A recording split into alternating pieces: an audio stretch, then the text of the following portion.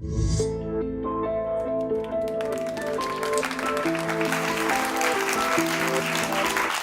are back with the psychic lawyer, Mark Anthony, and he is helping people to connect to the other side.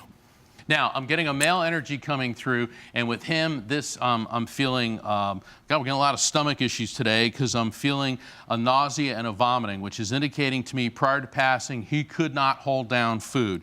His passing was long and slow because I'm also getting involvement in the chest, and I'm feeling this sensation in my nose where there was a breathing issue. He could possibly have been intubated or on a ventilator. Does this make sense? Okay, hold on, we got a couple different people. This gentleman is talking about like shellfish, which could also indicate an iodine sensitivity, or he just loved eating shellfish and seafood. Does this make sense, either of you? You're giggling, okay. Okay, why?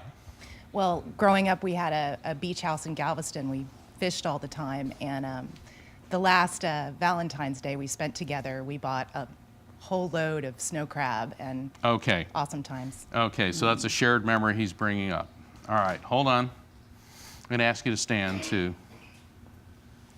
Yeah. Take a deep breath. It's only dead people talking to you, nothing to be afraid of. He loved you so much, and he's talking about you reading to him. Does this make sense? It does. Okay. It does. In what way?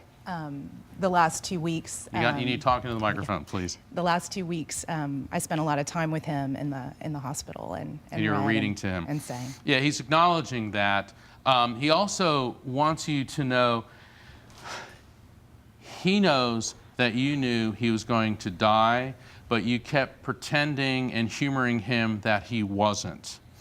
All right, so he's aware of that.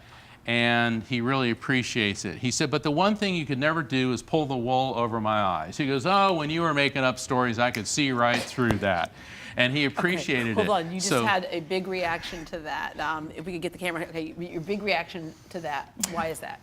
Well, he always said I was pulling tails. I mean, that I was making stuff up. That was a joke. I think most of the time. You weren't really pulling tails, yeah. And funny thing about the story, when I was little, we had a 4-hour trip to Kingsland, and I recited the story from memory of the Velveteen Rabbit, which was a huge, I think they all really wanted me to shut up.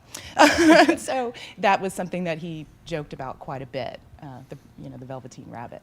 But that was one of the things that he loved about you. And also what he really appreciated is that no matter how busy you were, and this is before he got sick, you always made time for him. You know that song, Cats in the Cradle? I'm hearing Cats in the Cradle. And that's a song about a father that never had time for her son, and then the son grows up and never has time for the father.